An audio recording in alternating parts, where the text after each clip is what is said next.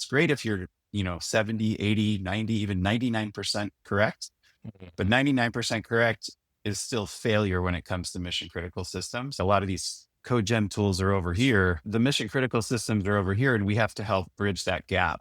Welcome to the Talking AI podcast, where we talk AI with both experts in the field and early adopters. I'm your host, Matt Paige, and we're here to demystify AI for you so you can get some value from it.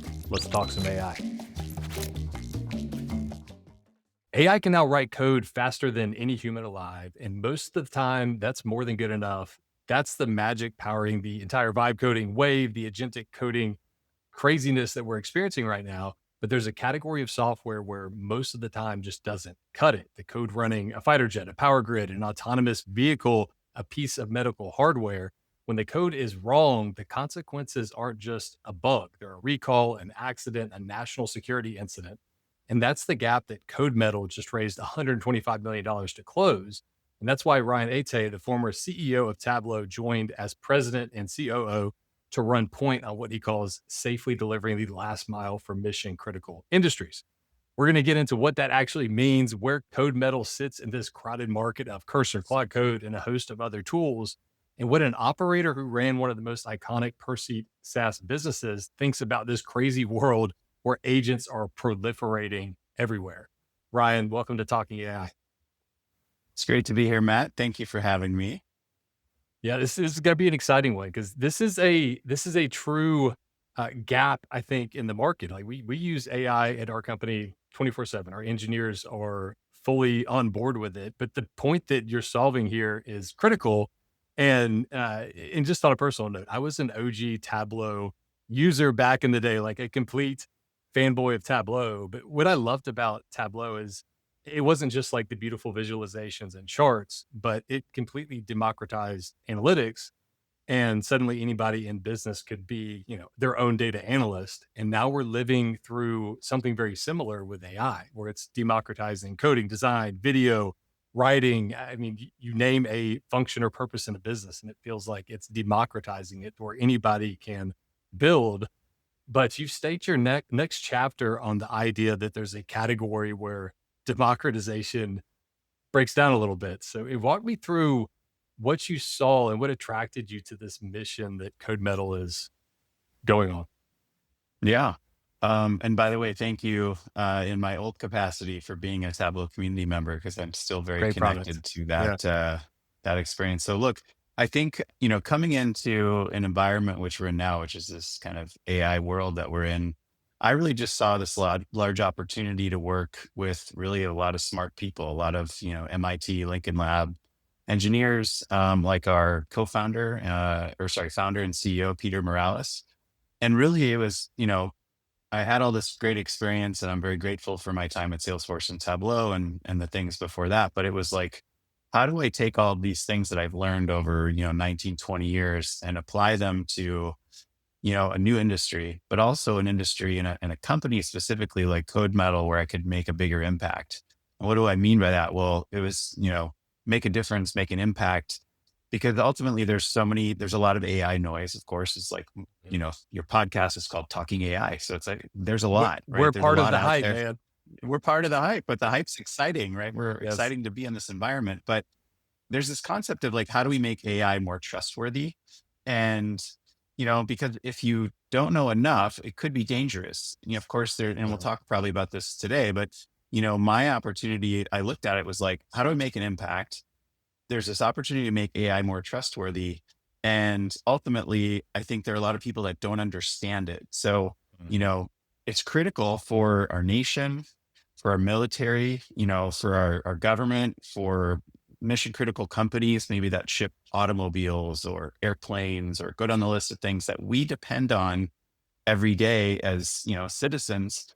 And if it's not done correctly or used correctly, like that could be problematic. And there are many ways, and I can explain them, but like that could be problematic. And I think there's a lot of noise around like, well, is it going to take my job? Well, what about is it safe for the things that I depend on every day? Like when I go get in my car or when I get on an airplane, like this is sort of the next chapter of, is it safe? Is it trustworthy? And our intent at CodeMetal is to really deliver that last mile. Quick break in the pod. Our State of AI 2026 report just dropped, and it breaks down what actually is changing in AI, what's hype, and what leaders need to be paying attention to this year. You can grab it right now in our show notes or at hatchworks.com. Yeah, because So that's how I looked at the opportunity. yeah, but you're injecting this uncertainty into the world with this new amazing thing we have. It's AI and generative AI, but there's a lot of legacy systems that exist, these deterministic systems. So it's like, how do you graph those two together in a sense? I feel like that's part of it. And you talk about like the last mile for mission critical industries. I'm curious, like, and this probably a bleeding edge of where is the last mile? Where does it start and where does it end? Or is it almost like a holistic view of how you build and leverage AI in the coding and building process? I mean, I think the last mile is relevant if we talk about things like code gen tools, and there are a lot of them today, the Mhm. Cloud Codes, the Codexes, the Cursors, and they're all great, right? We know this, we use them ourselves. But when you get into, and you can even ask the various AI tools today, like, can you generate code? Let's say, can you translate C++ to Rust and guarantee it'll be Mhm. production ready and safe? And they will all the tools will tell you, well, almost, but not quite. Yeah. They can't guarantee it. And that's the tool itself, right? And we know that the hardest part is verification. And, will it be correct? Um, have we tested every use case or edge case? Do we know every requirement? Is it secure? This is kind of like what I call the last mile, because there's just a lot of stuff that people forget at the end of the day that needs to happen. It's great if you're, 70, 80, 90, even 99% correct, but Mhm. 99% correct is still failure when it comes to mission critical systems. And so how do we, our goal is to, I think about like a lot of these code gen tools are over here, the mission critical systems are over here, and we have to help bridge that gap. It's the Mhm. assurance, if you will. Like, how can I be assured that when I translate or modernize code, that it will actually work in a mission critical environment? And I think that is really what we're trying to solve, and we are solving. And it's a lot, but it's also very, it's a lot to unpack and understand, but it is a big opportunity. Wait, it's funny you mentioned like if you ask AI today if it could do, I forget the two, you mentioned Rust and something else. I feel like most of the time, instead, it'll be like, heck yeah, I can do that. No big deal. In the end, you're like, You screwed XYZ up." Because you do have that sycophantic nature with AI where it will reassure you and say, "Yes, I got this," even if it doesn't have full context, which is scary, I think, when you get to some of these, uh, i you know, mission critical things like you're talking about. But you mentioned it though, like your teams, they use Cloud Code and some of these other tools. So I think it'd be helpful, like where you're not necessarily in competition with these tools. It's almost like tertiary or in support of these other tools. So where if you look at the map of everything going on in this crazy world of AI coding tools and AI tools in general, like where does CodeMetal sit in that hemisphere? Yeah.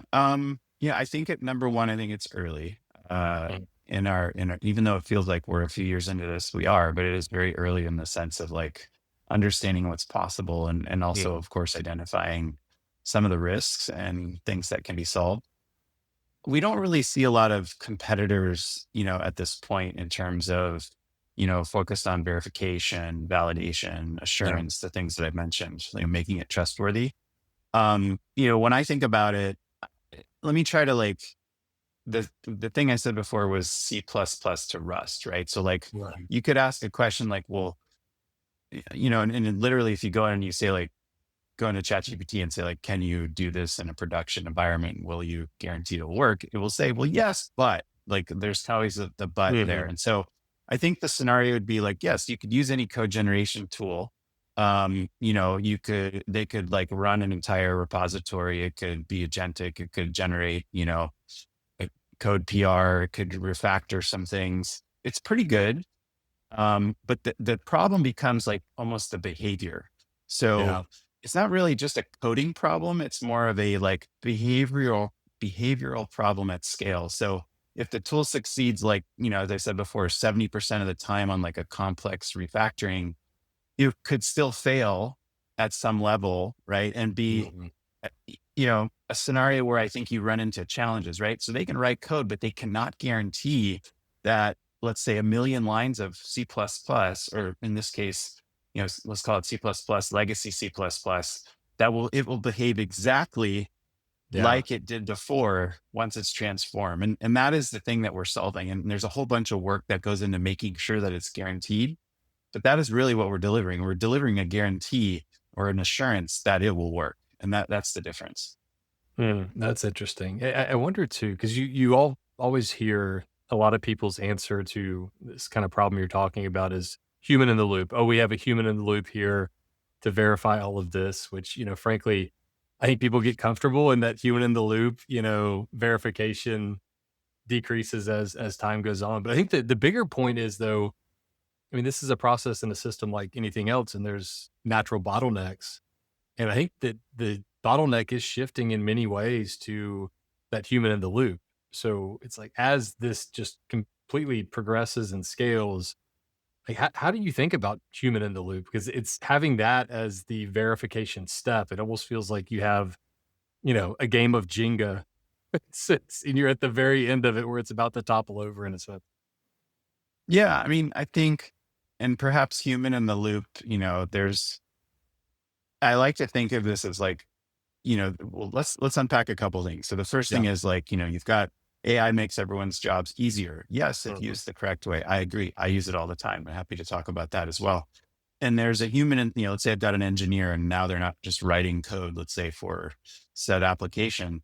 They can be doing other things. They can be thinking a bigger picture. They can be reviewing code, but what about the hardware, right? Because we're not just rewriting software, we're trying Yeah. to connect it to hardware and do it in a production way. So, we talk about our kind of our North Star here at CodeMetal, which is like, how do we, you know, basically make things like we want to make all things programmable, software, hardware, et cetera. Think of it like if you've ever been in like a Tesla or full self-driving experience where like you have the ability to ship over the air updates, Yep. software impacting hardware.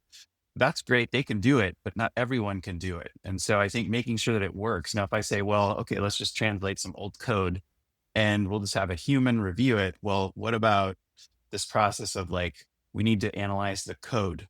We need to understand, and this is, of course, some component of what we do. We want to do test generation. So we do something Mhm. called fuzzing, concolic testing. You go down the list of various things that we Mhm. include in our suite to make sure that it checks every use case. It checks the source code. Is it behaving the same as it is in this new system? Is it checking every edge case?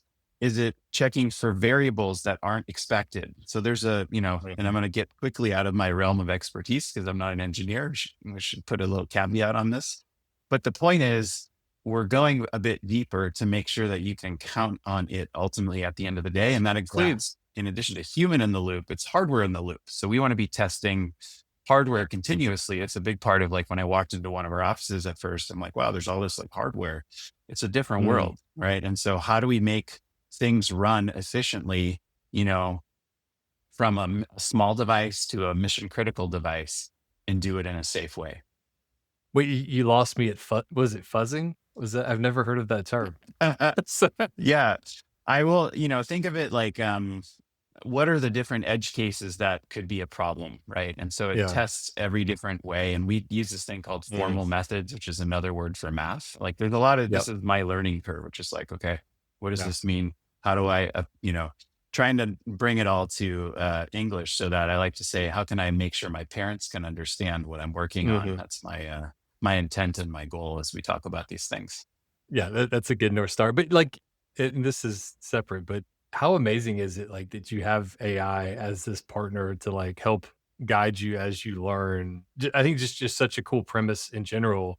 But you mentioned like you're leveraging AI. Like I'm curious, uh, Yeah. companies right now, especially newer companies, are growing in a totally different way because they have AI at the beginning versus existing companies going through their own innovator's dilemma of how do we apply this to our existing business? I'm curious, like, how are you, as an executive, leveraging AI? I think that's super interesting for our audience, but also from a business context, how is AI being leveraged whether it's in operations, it could be anything, sales, marketing, operations, name your function of the business, anything that kind of sticks out in your mind, either daily use or within the business. Yeah.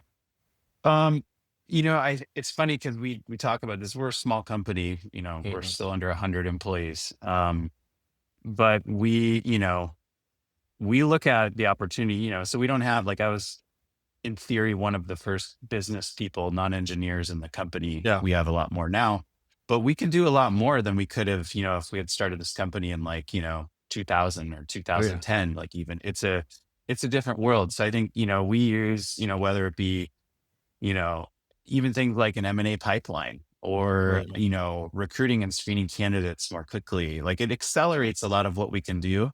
Or, hey, give me an opinion. I wrote something, maybe I want to post it on LinkedIn or wherever I want to post it. Mhm. I don't have a marketer yet. So, hey, can you help me just, like, think through or give me perspective? But again, I'm not going to just take exactly what it says. I Yeah. want to make sure that it's, like, verified. Again, it's the same premise. It's like, can I trust what is in here, and how do I actually go through it? It's like, in the past, you'd ask many different people before you maybe would make a decision. It's a similar thing. It accelerates that process. I do think that, and of course I think we found with the code generation tools is, like, if I'm building a simple application or a SaaS application or whatever it may be, maybe I can get started in advance really quickly. If I'm where we shift from that into a world where I just say, like, let's be careful, let's make it sure it's trustworthy, is we're going to convert legacy code to modern code. Let's say Mhm. it's 1,000,000 lines. Like I said before, it has to behave the same if it's going to, let's say, impact an autonomous vehicle, right? Yeah. Whether, especially in a military environment, like, you can just see how this can spiral out of control very Oh yeah. quickly. And so I think that every business right now needs to be using AI internally to run its operations. Like, hey, I have built a cash flow statement. Hey, does this look right? Or, maybe it can build it for you. Like, those are all great things, but you can't just, like, send it out. Like, I think I'm that's wondering. the message I would want to tell people. Like, absolutely, if you're not using AI, the companies that aren't will lose to the companies that are. But be careful is sort of the Yeah. intent, especially at this stage. Yeah. Yeah. There's definitely nuance about it. And I feel like the only way to get good at understanding the nuance is just by using AI a lot. Like, I always go back to the Yes. Shopify CEO talking about, he has given a mandate for his team to use AI reflexively, just like it's just second nature. And then you do start to get, it's the nuance, it's the taste element of, like, okay, I can use AI here, or I know to push here. Like, I don't know about you, but I've been completely Claude Code pilled over the past several months. And, I was a very early OpenAI ChatGPT adopter, and I went through this period of using both, and now I've kind of shifted over. I still use both, but I went through this exercise with our quarterly planning. I had it hooked up to our CRM and all the other data, and had memory for everything we do. And I just had it build the full report for me. But to your point earlier, it wasn't just like, okay, there's the report, go. Like, I went through it, and I found some interesting insights that I hadn't even noticed or thought of, which was just this really cool experience. And, like, another one, we have it hooked up with, again, our CRM and Slack and whatnot. And it's going through there and identifying, okay, what prospects should we be following back up with that we haven't talked with in a while, or something's happened. And it's just giving us this regular report with a score attached to it. And we now just have it, like, running and doing its thing. So it's just, once you Yeah. see No. the possibilities, it's like, oh my God, there's so much I can do with this. Yeah, I think that we're in the inning of, perhaps, or the stage of seeing all the possibilities, right? And then Yeah. I think, like, we've identified code as one area where it is real and Mhm. relevant and very, very useful. I still think, like, I'm still trying to work, whether it's, Claude or I'm like, hey, schedule a meeting. It's not quite my assistant yet. It's not quite perfect. No. It's Yeah. getting better every day, schedule a meeting, do this. It's like, well, I can't access your calendar, or, well, I can't do this, or, well, I scheduled it on the wrong day. So we're getting there, but I think it's education. It's just like what we're talking about here. Like, why am I doing this? It's because there's an opportunity to educate and make sure that, not only impact the business, or, like, we work a lot with various forms of our government. you Mhm. know, it's pretty mission critical that things are done right. Right. It's pretty Yeah. mission critical that, we're making sure that if there's a drone in the air, there's a tank or whatever it is, that's being operated in a safe way that is dependable. And that is a big opportunity. But not everyone understands this. So you can't just assume like, if it sounds too good to be true, I always feel it probably is, right? Yeah. That's a Yeah. saying from the past. So just check your work. Yep.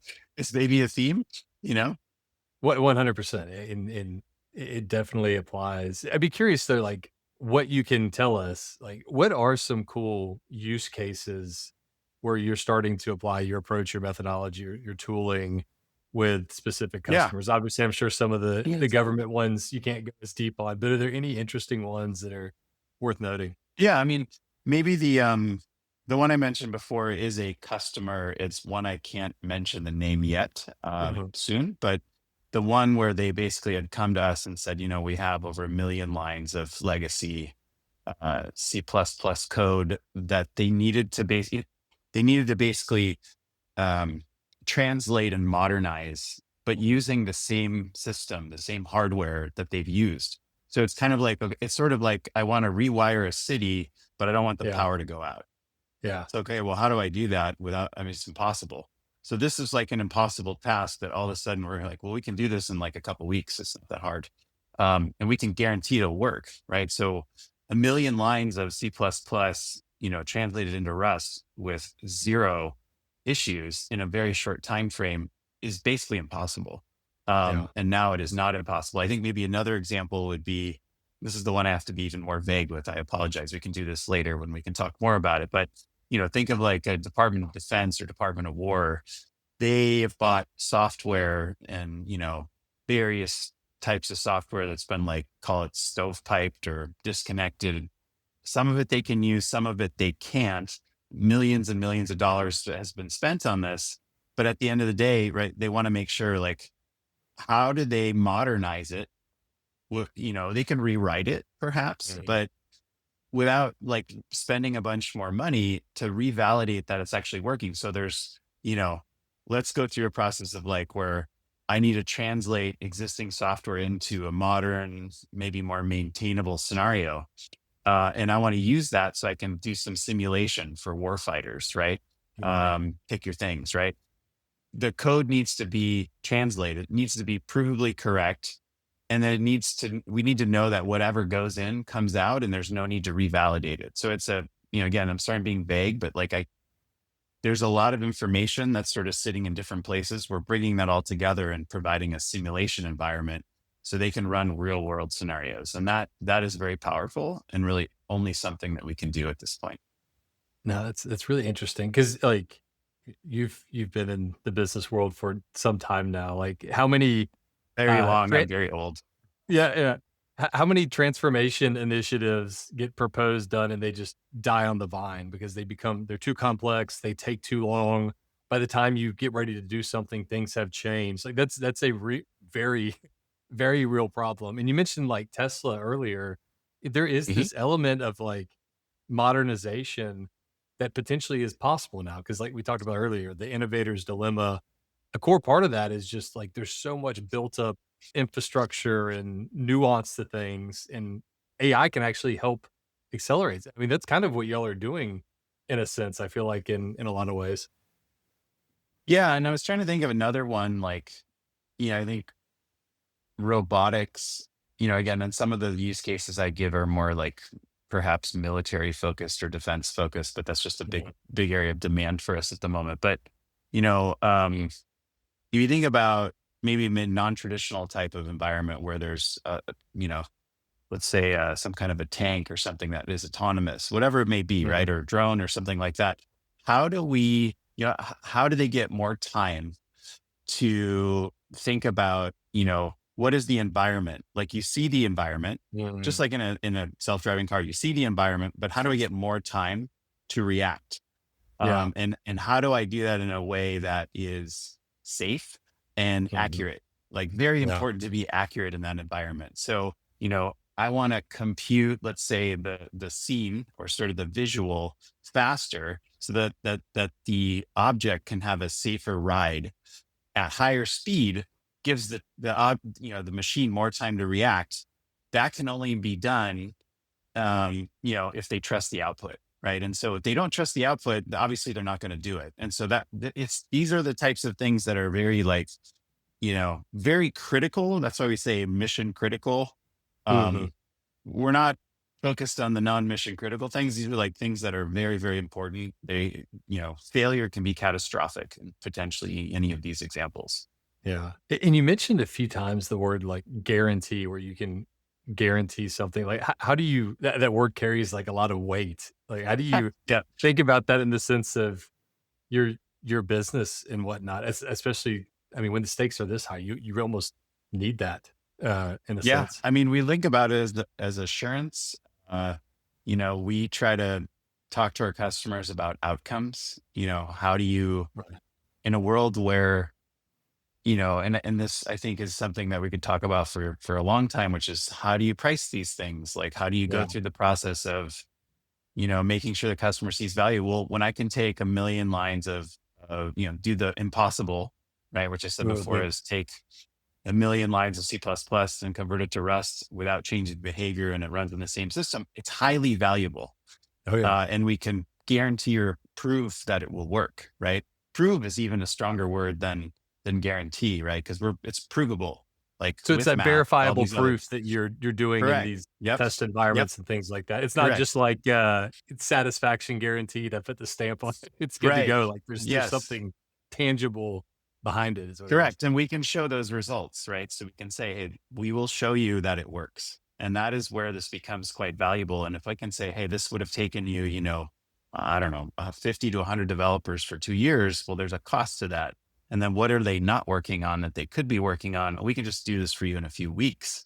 Yeah. It's a different world. And that's where I think that's why like code generation. And that's why I really like all of these, the open AIs, the Anthropics, et cetera, the cursors, they're all part of the same thing. They're just Yeah. doing it at a different stage, if you will.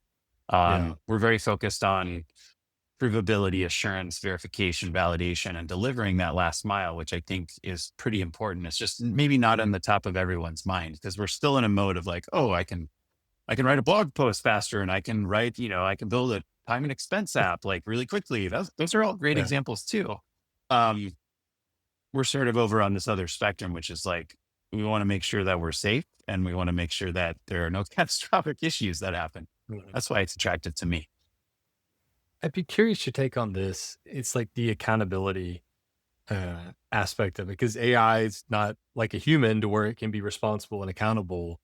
Um, but as it becomes more mission critical and foundational, wait, where do you see that accountability element going? I could see like entire insurance markets starting to emerge around this. And there's, obviously business insurance that already exists, but I feel like there's this new element that's going to be introduced where, okay, well, the AI is at fault in some way. What happens then? I'm just Mm. curious, like, how do you think about accountability? And this may not necessarily specific to CodeMetal, but I think it's going to be a bigger and bigger topic as we keep progressing. Yeah. It's a really interesting question. I think that I feel like you know, there's two ways to look at this, which is like there's probably a group, and again, there's a lot of media attention on everything we talk about with AI. There's Mhm. probably a group that will say it's more dangerous, right? Because it could make a Mhm. mistake. Well, humans can make mistakes too, by the way, Yeah. right? We know Yeah. this. Humans can hallucinate. Maybe we wouldn't call it that, but we know that you may Yeah. get the wrong answer. But if we can prove that something works, right? Because that's not really talked about. It's just like, well, AI is amazing, and it is. Mhm. But when we can prove it works with, in our case, we do it for mission critical environments. But in let's say any environment, if we can prove that something can work using maybe it's what we do or some other technology, you should be able to assign accountability to it. It's just going to Mm. take time. It's going to take education. Back to my earlier point, is like we need to educate the risks, how it works, how you can prove it works, and where you shouldn't use it. Like, we know we shouldn't use it in certain scenarios. Like, for example, it's not great necessarily I don't want to go down that road because then we'll get in other discussions, but there are things it's better at than things that Yeah. is maybe not as good at, is maybe the way to say that. Coding is one of them. It's great.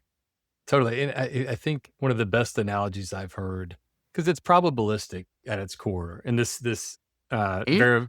variability, being able to verify it is a whole other element I haven't considered. So my mind's kind of like opening to this new Yeah. concept. But Think of this. Think of yeah, this like we call it verification and validation, V and V. You can't really, mm, it's easy to remember V and V. Like, is it verified? Is it validated? Like, this is how I look at a lot of these things. I like that. I like that. But the analogy that I've heard is, okay, if I have a calculator and I put in 2 + 2 and it gives me 9, I throw it away because it's broken. It obviously is not working. But with AI, like if you get an incorrect answer, it doesn't mean it's broken. It may not have sufficient context, or there's some other variable there. And the point you mentioned of guess who else, is not always right? Humans, because we're kind of probabilistic beings in a sense too. We're working off the context, our nature, all these different factors that play into it. And Yep. I think it's just important that people view AI in that way. And it gets back to the Hmm. point you mentioned, like it's going to make mistakes. Like you have to go into it knowing that in a sense. Yeah. I mean, I feel like we can all give 100 examples of where it wasn't quite perfect, but it was still pretty darn good. Yeah, exactly. Exactly. And so one other point I want to get your take on, you mentioned kind of token usage earlier, but the Uber Mhm. CTO, I saw him the other day. He basically said they blew through their entire AI budget. And for context, for those listening right now, we're in April. So if you're listening around Christmas time and thinking, oh, that's not too bad, we're in April. And he said they've blown through their entire AI budget and they have, 5,000 engineers. 92% are now using AI and agents in the coding process. I just feel like this concept of tokens is going to be such a critical part of the business conversation, the cost of goods or however you want to think about it. But what's your thoughts on token usage, how it applies, where it's going to go? Any thoughts on that, either from Yeah. your business and use of AI or whatnot? I mean, I like to, I've seen like many different spectrums, right? So whether it's the Mhm. per seat or usage model or tokenization and tokens, et cetera, I think is great. I think there's an opportunity and I think there's an evolution around whether it's called outcomes based or Mhm. value delivered. And I say that because like, let's just say that I'm COO, I'm thinking about our usage of AI internally. Yep. Mm, Do we, should we have a budget? I think it's more like, well, if you can demonstrate a business case or a use case that shows me that you can, do more with less and be more, have a better output, that's 100% a win, right? Because it's not Yeah. just about, it's like budget is one angle, but it's also hard if you're running a large company, having come from one, to know like what should I allocate and where do I want to spend. Yeah. I think in a world where you have to look at these AI initiatives as almost like, and I don't never thought I would use the word again, but like a business transformational scenario, which is like, okay, the C++ thing I mentioned before, if I'm going to like save, let's say, 5 to $10 million, but also continue to be able to sell my hardware, and because I've basically been able to modernize it, that has Mhm. a lot of sort of variables included in it that would impact my business.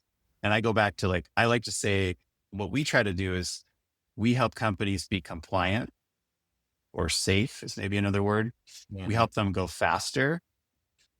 And then we help them ultimately be more open, right? Mhm. Because, and those are things that you can't just say like, oh, well, what's my budget to be safe, compliant, fast, and open? Yeah. I mean, hopefully that's everything you're thinking about.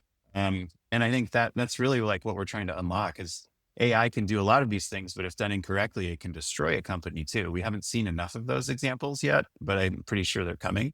It's like, oh, I bet my bet the house on this particular thing using AI and oh, it didn't work, or oh, there was some catastrophic thing that happened. We don't want that. We want to do those three things I mentioned, and we want to be able to hopefully deliver and when we're seeing it, I mean, we have customers paying us based on the outcomes that we provide. But it's a different world, right? It's like a different way to think about what is the value? How do you calculate or, sort of quantify what they would have spent otherwise? And what is the value of being open and extensible, right? Think about chip manufacturers, right? Think about various languages to one particular vendor who I won't name that's dominant in others. Like, how do we open the supply chain? Right. That's a big opportunity as well, which we're working on. Totally. We got another V for the two V's, value. So we got what, There you go. verified, validate, and value. So we got the Yep. trifecta now. You're in So marketing. I like it. exactly, exactly.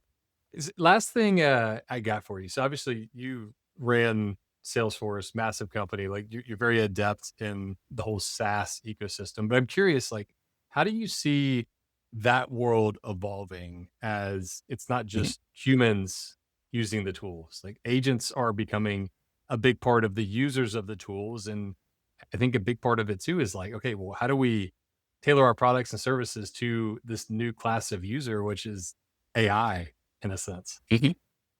Yeah. I mean, like I mentioned, with the other thing we talked about is there's definitely a lot of media attention, and I think story generation. It's like SaaS is dead, or SaaS is this or Mhm. that. I still use these tools, and it's not just because I work at Salesforce, but like we just got off a forecast call. We're using Salesforce. Yeah. There's use Tableau. Like we use all these tools on a regular basis, or maybe Workday or other tools. Like they're not going away. They're in Yeah. fact getting better in my mind. Now, does the market value them differently? I think they're trying to, because they don't exactly know how to value them in a new Yeah. world, right? There are new things coming at them.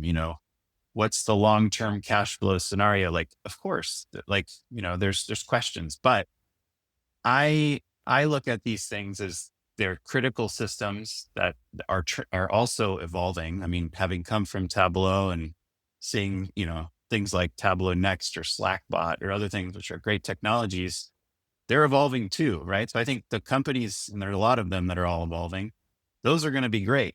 The ones that aren't evolving, those are the ones I might be a little worried about. Yeah. Um, as it relates to, I think many of them are trying to switch their pricing models, et cetera. How the public markets value them, I guess, it's hard to know what the public markets are going to do, in my opinion. Yeah. Well, I think your point's spot on because at the end of the day, stock price and valuations based on the prediction of or certainty of future cash flows. I think the market's just uncertain right now. It's not that it's Yes. not going to be there. There's just a lot of uncertainty. And you see that playing out in the stock price, for example. But like the example, not to go deep on Salesforce, but you mentioned Slack, like it's getting almost a new rebirth because like this is this new conduit Yes. to talk to AI and agents. So there's this completely new use case that never existed before. That's like, oh, and I think every business, I don't know if you have any thoughts on this, but I feel like every business needs to go through that exercise of, okay, what is enabled for us or how may users or AI use our products in a different way now that we have this new thing? I don't know if you have any thoughts or frameworks or approaches, or is it just, get everybody together and see how they're using tools in unique ways? You mean internally? Is that? I just want to make What sure I understand the question. it could be internally, or I think just your products and services in general. Like, how could they be Mm. used in unique ways for, existing companies? We have a lot of existing enterprise listeners and whatnot, and they're thinking like, okay, how do I evolve my product and where does my strategy go? And I think part of it's how do you tailor it to this new way of working in a sense?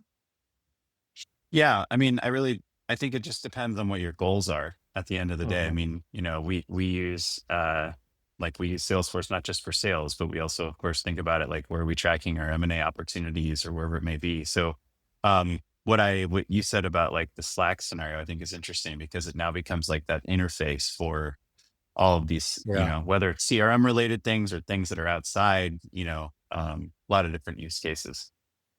So, last thing for you, if a business leader, taking one thing away from this conversation, between like, AI hype and what's real, what's that one piece of advice you're giving to leaders listening right now that are worried, excited, confused, whatever analogy you want to give it? Yeah. I think I'm going to go back to kind of a little bit of a thing that I think about a lot, which is, and I try to talk about with our team, which is there's a real opportunity to leverage AI in a way that can accelerate not just your company, but your personal goals, like at the end of the day, but you just have to know where it's best to use it and where it isn't. I think the biggest risk for people and or companies and or, nations ultimately is to not do anything, Yeah. right. Or be afraid of it.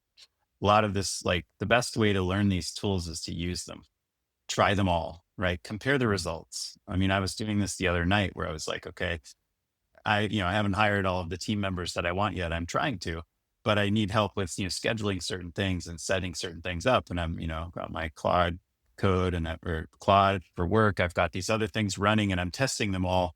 OpenAI, good on the list of various tools. Some do things better than others, right? Well, and then I'm wondering, well, why doesn't this work? It should work, right? There are things that aren't quite perfect yet, but it evolves so quickly, which is great because if you check back in a week, it'll probably be doing a better job than it did last week. And so be aware, educate yourself, talk about these things, listen to more stuff like your podcast here and others, I think are all important things. Like the learning curve is steep.